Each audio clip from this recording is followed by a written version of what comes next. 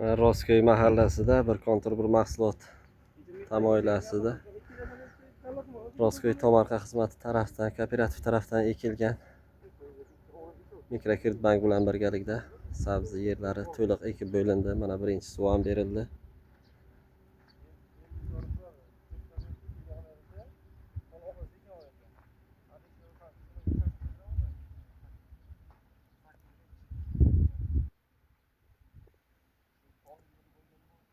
O'n gektar yerga ekilgan.